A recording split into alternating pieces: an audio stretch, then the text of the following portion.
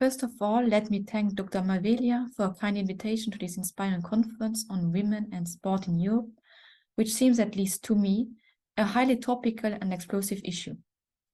I would like to take up this theme by focusing on women's bodies and by giving a short review of the conference Women and Their Body I organized in March, and which was hosted at the Center for the History of Women Philosophers and Scientists under the direction of Professor Dr. Ruth Hagengruber.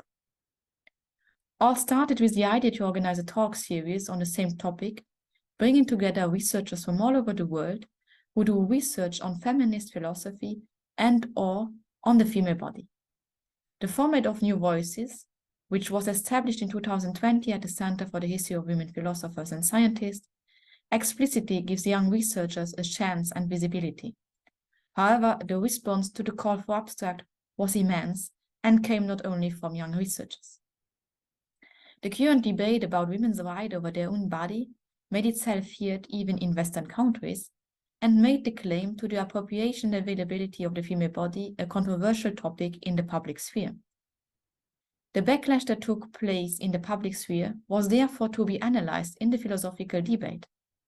That is why I wanted to offer a sort of forum where women, but also men, could take a current stand on the political, but also epistemological and ontological readjustments.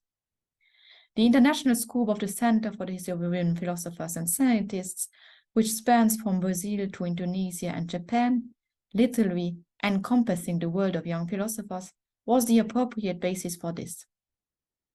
Although this instrument of the New Voices is an institution to promote of the next generation, the interest in the subject matter showed considerable levels of qualification.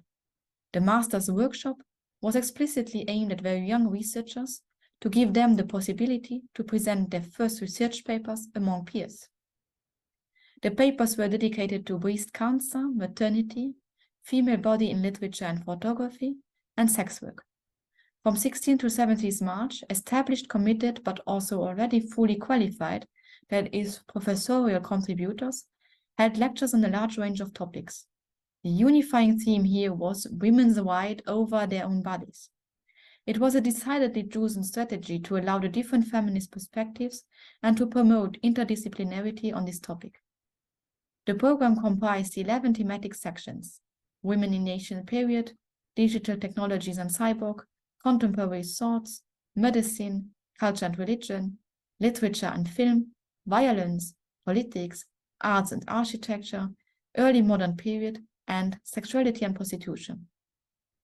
53 international scholars made an important contribution to their field of research.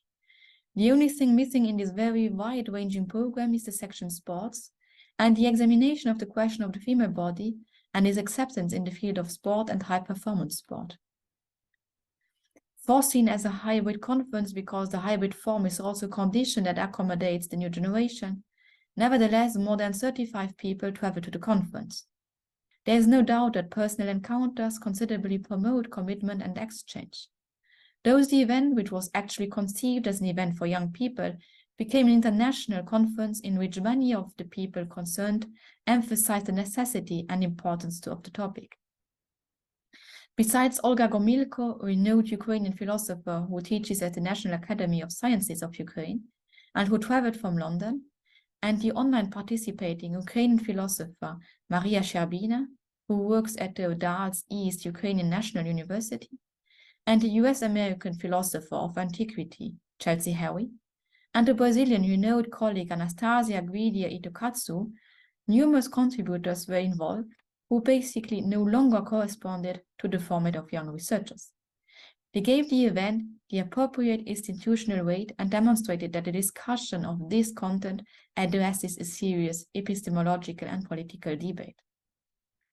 During the event, over 270 participants from all over the world were registered at all continents were represented.